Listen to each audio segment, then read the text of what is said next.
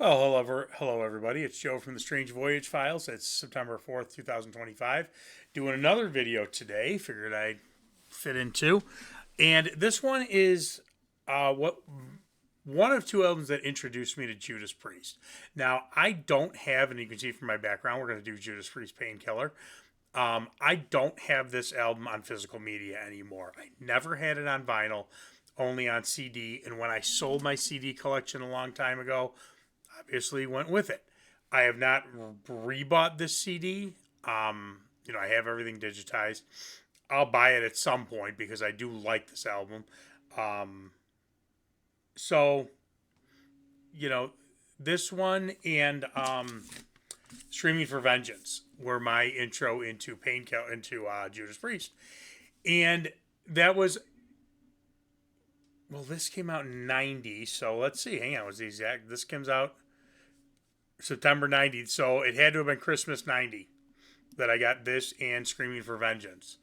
Um, if you hear a roaring in the background, my Madison is making a protein shake. Didn't think it would be that loud. But at any rate, so I get these two albums, and I mean, two killer albums, and I'm blown away by both of them. Now, I do remember I did like this album more as a kid when it came out than I do now. That being said, I still like this album. And where the highs are on this album, they're perfect songs. They are fives. There's a couple of songs that I'm not too fond of. I wasn't too fond of back then, and I'm not too fond of now. That I will skip over. And then then a few that I'll let play, but I think are okay. But all right, let's go into this. Let's rank this, and we'll talk a little bit more about this album. So it starts off with the title track "Painkiller," which is unbelievably awesome. This is the return after "Ram It Down" and after Turbo. And the irony of that is that Turbo is still successful because of even though this is kind of, where Ozzy pulls out the Ultimate Sin and Iron Maiden pulls out Somewhere in Time, and, the whole our metal bands are getting soft thing starts going. Turbo is a hit based off the Turbo Lover single, which I love that song. I absolutely love that song. So while metal fans are kind of like, oh man, Judas Priest is going soft like everybody else, we do have those albums that people think are more of a low point in the Judas Priest catalog, but then this one comes back and it's their absolute return to form with Judas Priest fans. It's a success all around. And absolutely the title track and the lead off single Painkiller, it is a 5. It is a fast ripping song. Rob sounds great. The entire band sounds great. Now, Don Airy, who plays keyboards on A Touch of Evil, will say that he actually used the special keyboard, whatever it's called. I just read it, but whatever that thing's called, to kind of back up bass parts or to actually play bass parts on this album.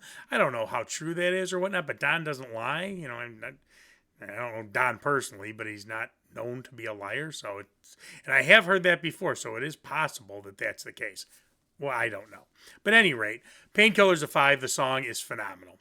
The next song is another 5, Hell Patrol. It's a rocking, fist in your face, classic type Judas Priest song. So this album starts off with 2 5s.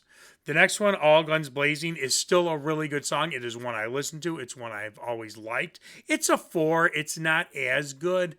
I think the chorus brings it down a little bit, but it's still a great song. Solid 4. The next one is Leather Rebel, and that's a 3. We start to hit a couple of tracks, at least in my opinion, that are... Now, this one's not really a filler, but it's... I'll let it play, but it's not what I really get into. It's an okay song. The next one is, in my opinion, is definitely a filler song. It's Metal Meltdown. These are songs where I kind of feel that maybe they're losing they need to have more songs for the album, and they're kind of losing inspiration. Metal Meltdown really never did much for me, so that one's a 2. The next one, though, bounce back up to a 5. Nightcrawler is a 5. I love that song. It is awesome. It is, Rob sounds so on point. Absolutely phenomenal song. Next one is another 2, and I know a lot of people like this album and this song, and this has been played live a lot. Between the Hammer and the Anvil, never really got into it. Absolutely never got into it. For me, it is absolutely a 2. The next one, absolute 5. Touch of Evil. That is creepy. It is ominous. It is phenomenal. And Don Airey, being the magician that he is, makes that song sound perfect. Touch of Evil is a 5. The next one, Battle Hymn. It's an instrumental, and I usually don't rate instrumentals too high. I like this one. I give it a 3. It's less than a minute, but it sounds cool. I give it a 3. Last one, and again, I'm not doing bonus tracks. Last one is One Shot at Glory. It's a 4. It's a rocker. It's a good song. Reminiscent of the Judas Priest that we know and we love. So when we average all these up, it's a 3.8, and you guys know I don't do decimals, so it's a 4. So it's a 4. This Painkiller is a 4 out of 5 for me. So yeah, a little talk a little bit about this album. Yeah, this and Screaming for Vengeance I got Christmas 1990, and I loved both the albums right out of the packaging. Again, I think probably this would have been a solid 4 if I rated this in 1990, because I know some of these songs for me haven't aged as well. It's not the same with Screaming for Vengeance. That album is phenomenal. And I was excited because what I knew of Judas Priest at the time were the hits, were the videos, where nobody, I had never, my friend that got me into heavy metal never liked Judas Priest. In fact, we're planning to go see Alice Cooper, and he's playing with Judas Priest, and he's like, Judas Priest, huh? A lot of my friends that were into metal, I had a couple that were into Judas Priest. Nobody was a Judas Priest fanatic. I'm not either. I mean, I like their stuff, don't get me wrong. But,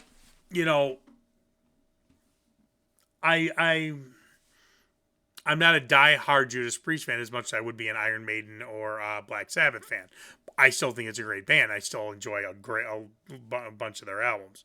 But this was a return to form. You had Turbo, which again, a lot of the fans thought they softened up, Ram It Down, which Johnny Be Good was the single from a absolute terrible album.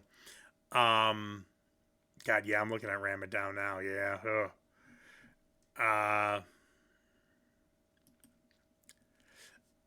So Judas Priest knew they had to come back with something, and they did come back with absolute gold with Painkiller. Problem was there was so much infighting. The band was not getting along. They did not like each other. Rob was doing solo stuff that wasn't going over well with the band. Usually how stuff like that goes. Why aren't you bringing your best songs to Judas Priest, and instead you're using them on some of your solo stuff? And this is the last album with Rob before Tim Ripper Owens joins the band, and they release 2 albums. And of course those are kind of like the 2 Iron Maiden albums with Blaze. They don't fare well with the fans.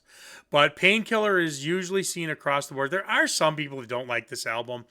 They say it's kind of Judas Priest trying to be old Judas Priest, and it doesn't work. I don't agree with that. I think that this is a really great return to form with Judas Priest, and I will always love this album. Painkiller is definitely, it is a 4. It makes sense that it's a 4, and one of my favorites by Judas Priest.